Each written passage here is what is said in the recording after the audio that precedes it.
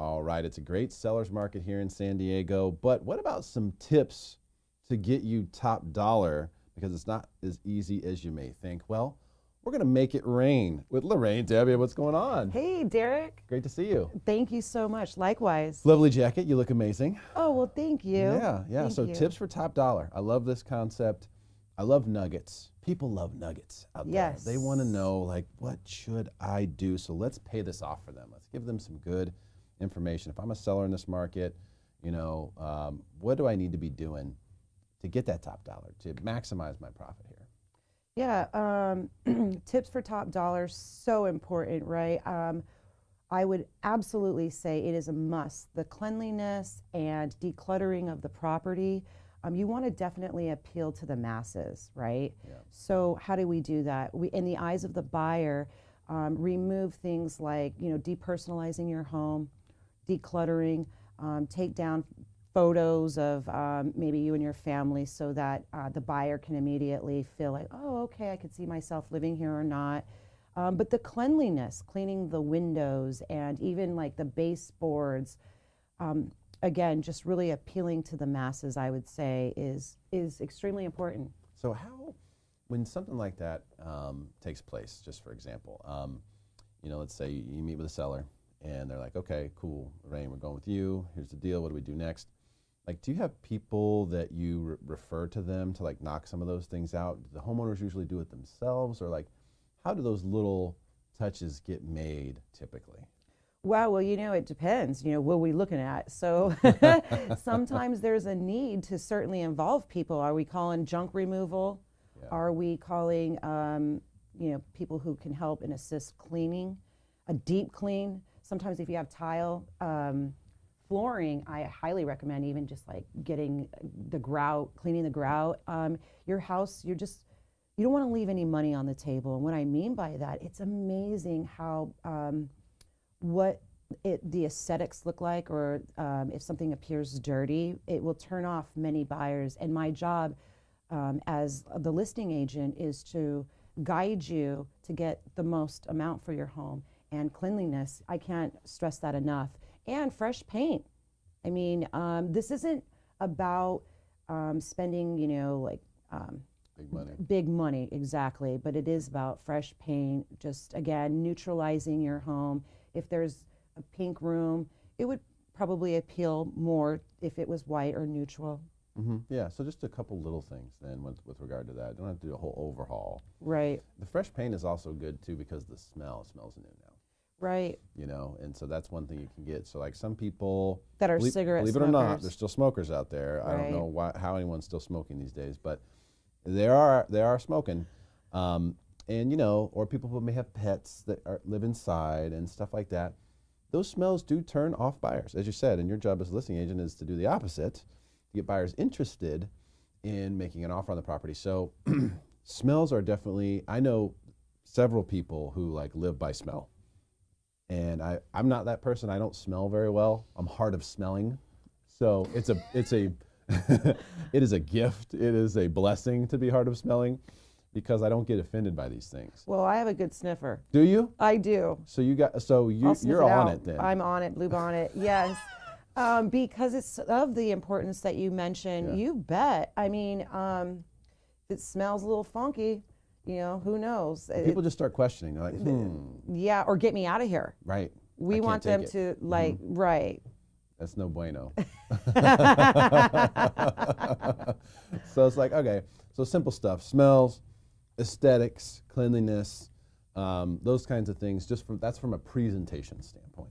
Right, absolutely. And of course, you know, hiring the right agent for the job of selling your home is very important. So interviewing and finding out what that realtor is going to do to sell your home, what is their marketing strategies, what exactly are they going to do to sell your home for top dollar? That's super important. Mm-hmm. Yeah, interview and discuss. How many agents do you think you should interview?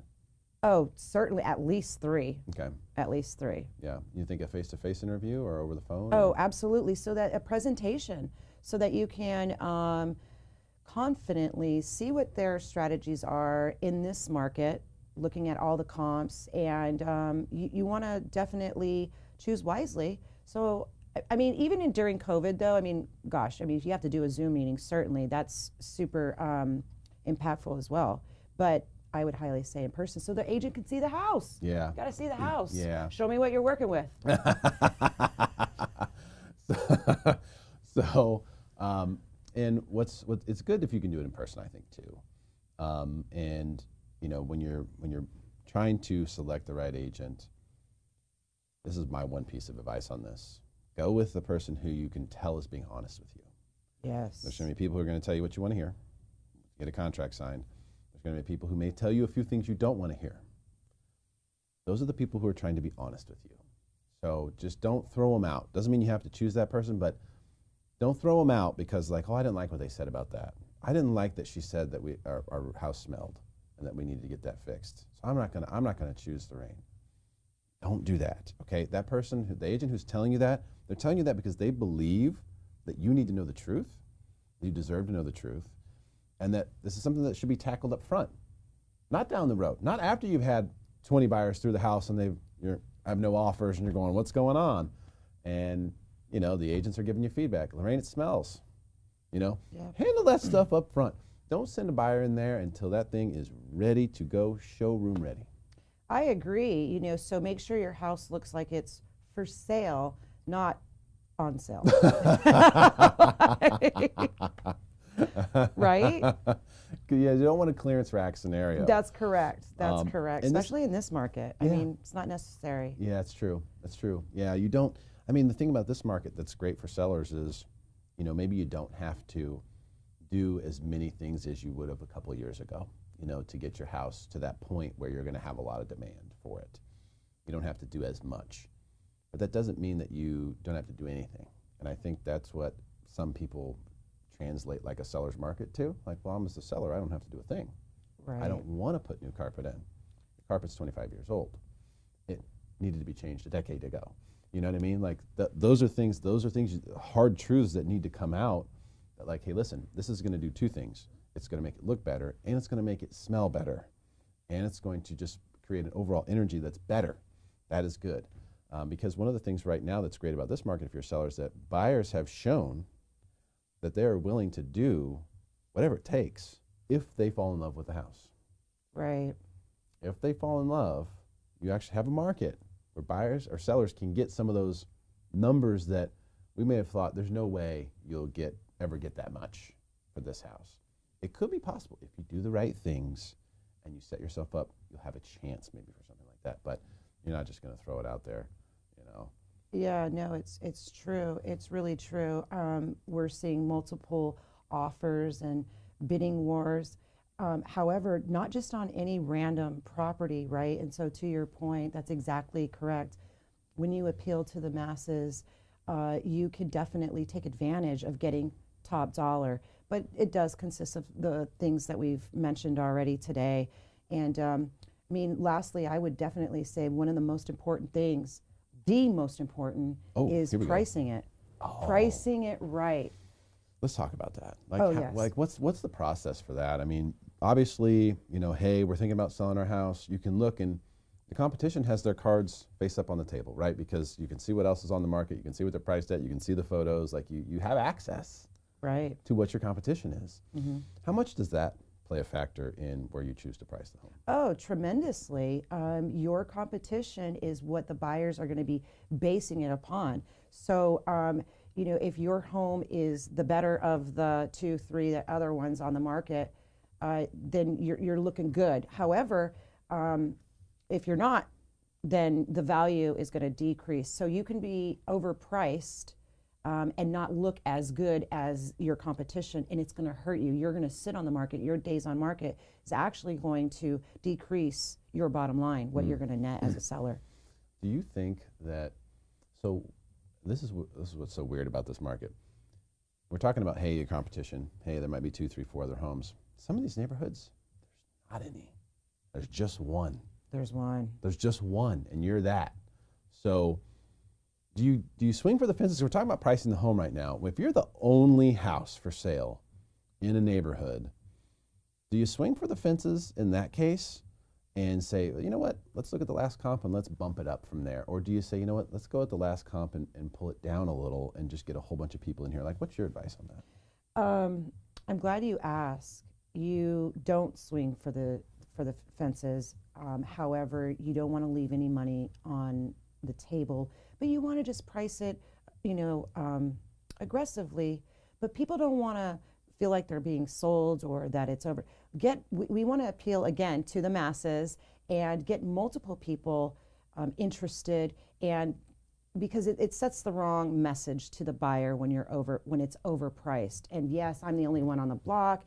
I know it. Pay big, top dollars. So now, as a listing agent, I'm only presenting to you one offer. Whereas if you scale it back to be where the other comp is fair market value, scale it back a little bit. Now we have multiple, offers. We have quality problems. We can negotiate, and now you're sitting pretty. Now you're sitting where you want to be sitting. Mm-hmm.